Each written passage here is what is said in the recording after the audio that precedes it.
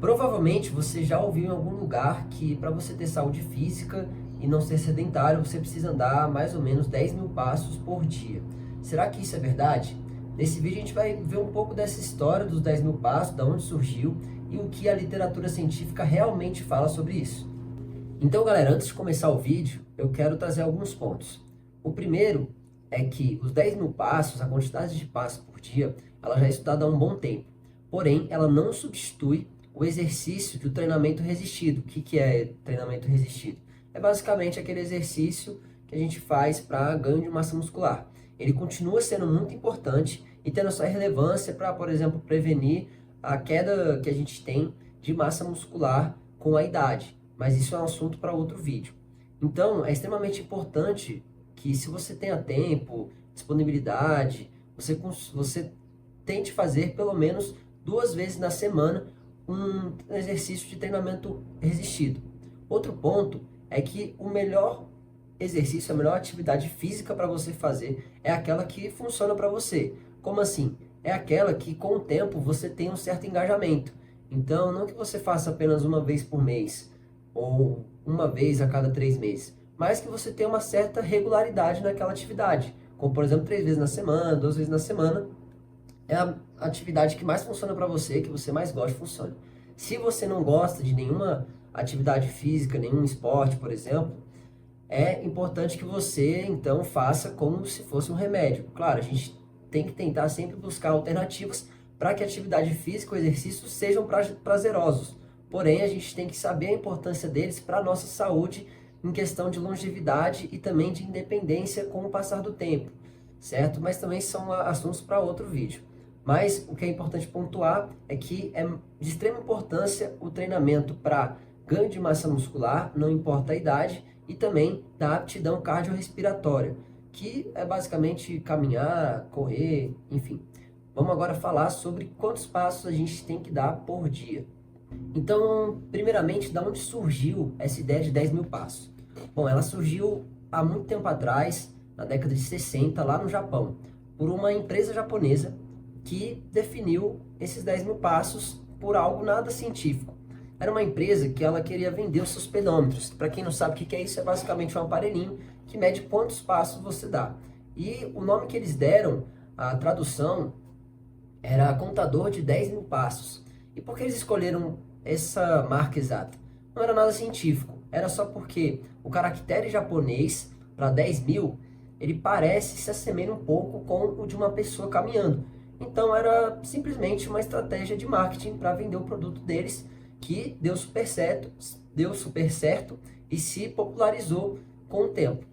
Mas, com o passar dos anos, a ciência foi evoluindo e a galera começou a pesquisar mais sobre quantos passos diários a gente tem que dar. E aí, há um bom tempo a gente já estuda isso. A gente, assim que eu digo, né? A ciência estuda isso. E eu trouxe para uma análise mais profunda um artigo mais recente, de 2025, então do ano passado, sobre o tema. E aí, nesse artigo, eles trazem alguns pontos essenciais. É uma revisão sistemática com meta-análise, que é basicamente uma revisão de tudo que tem na literatura sobre um dado tema. Então, eles pegam todos os artigos que tem e vão discutir sobre os achados que tem os artigos. E aí, eles colocam primeiro falando sobre os 10.000 passos. Eles mostram que sim, você dar 10.000 passos por dia promove muitos benefícios à saúde, como, por exemplo, a redução de mortalidade por todas as causas, menos risco também de ter câncer, de ter diabetes do tipo 2, de ter obesidade e entre outras doenças não transmissíveis. Porém, eles trazem uma análise secundária, que é o quê? Que nem para todo mundo é viável dar 10.000 passos. Para dar 10.000 passos, mais ou menos, claro, dependendo da cadência, da largura do passo também de cada um, mas é mais de 6 quilômetros andados por dia, né? Que nem eu falei, é uma média ali. E aí eles analisaram os diferentes artigos que analisam, por exemplo, 2.000 passos comparados com quem dá 5.000, 7.000 passos. E aí eles viram que a média de passos das pessoas, mais ou menos, é 1.000, 2.000 passos. E aí a pessoa sair de 2.000 para 5.000 já promove também ganhos muito significativos. Então, se você é uma pessoa sedentária que não pratica muito exercício físico, que tem, por exemplo, também um trabalho sedentário, que o que é isso? É você, às vezes, trabalhar em casa ou trabalhar no escritório que você não demanda muito você ficar indo de uma sala para outra, de uma reunião para outra, é tudo sentado, então você não anda. É muito importante que você tente dar ali, às vezes, mais 1.000 passos por dia, mais 2.000 por dia, fazer uma caminhada ali mais recreativa. E aí eles mostram também que você sair, uma pessoa que sai desse 2.000 para 5.000, ela tem benefícios muito maiores do que aquela pessoa que já está no 10.000 e vai para o 13.000, por exemplo. Essa pessoa, ela tem meio que um teto, vamos dizer assim, de benefícios à saúde. Então, por exemplo, então 10.000 passos por dia, e então aí minha mortalidade por todas as causas é reduzida em 40%. Então, se eu andar 20.000 passos, quer dizer que vai ser reduzido a 80? Também não é assim, tem um certo teto ali. Mas, claro, se você gosta de caminhar por recreação e aquilo não te desagrada, vamos colocar assim, né, ou algo recreativo para você, não tem problema nenhum você andar 20.000 passos, 16.000 passos por dia. Antes de partir para a próxima análise, eu vou trazer algo que nem todo mundo sabe, que é a diferença entre atividade física e exercício físico. Basicamente, a atividade física é qualquer movimento voluntário que exige energia do músculo esquelético.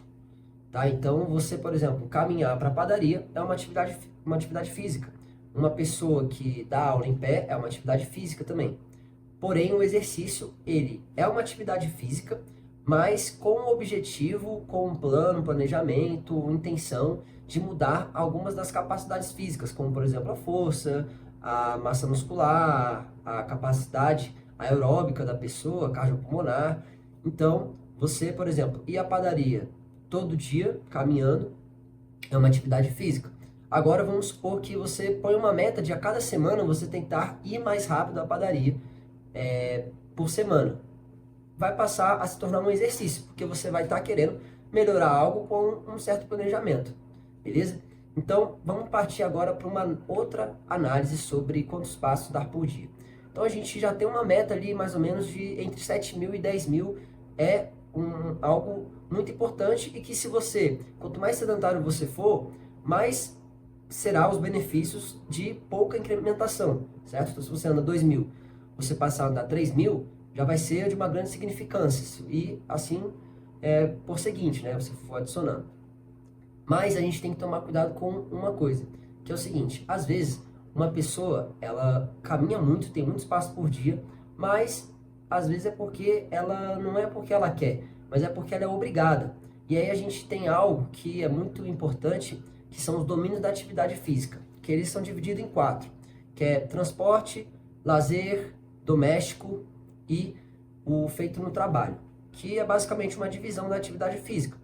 Então, por exemplo, a pessoa que ela caminha por transporte, então por ela precisar ir até a parada de ônibus, ou pelo lugar que ela mora, ou que ela trabalha, ela precisa caminhar ali 30, 40 minutos para chegar até um lugar que ela precisa estar, é diferente daquela pessoa que decide numa tarde caminhar 30, 40 minutos por lazer, tranquilo ali, sem nenhuma preocupação.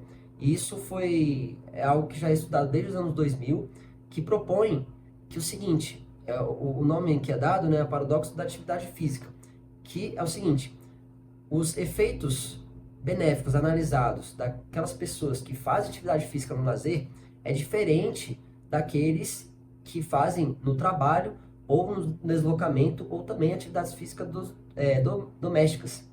E aí tem um ponto, que então, às vezes a pessoa que tem 10.000 passos, por obrigação, ela vai se propor menos saúde do que aquela pessoa que tem 6.000 passos, só que por lazer. Então, é algo que a gente tem que considerar também, porque cada um tem uma realidade diferente. Então, às vezes a pessoa, ela não tem a decisão de falar assim, não, hoje eu vou para o trabalho a pé. Hoje não, hoje eu vou de carro. Ah, não, hoje eu vou de ônibus. Não, às vezes ela todo dia é obrigada a ir a pé, ou de bicicleta também. Então, é algo que a gente chama do paradoxo da atividade física, a gente também tem que considerar. E aí, pessoal, para encerrar o vídeo, eu vou fazer meio que um resumão de tudo isso que eu falei, que eu trouxe muitas coisas aqui, muitos termos. Mas então, vamos lá. Vamos começar pelo seguinte, se você é uma pessoa sedentária, qualquer passo conta. Isso é um termo que os artigos começaram a propor, de que qualquer atividade física mínima que você consiga incrementar no seu dia já é de benefício. Porém, a gente tem que considerar também aquele paradoxo da atividade física que eu acabei de falar. Então, se você faz trabalho manual, você se desloca bastante a pé, a gente tem que tomar cuidado, porque às vezes você vai deslocar a pé, só que o lugar que você vai deslocar é um lugar com muito sol, um lugar muito quente ou um lugar muito frio, então a gente tem que considerar esses pontos.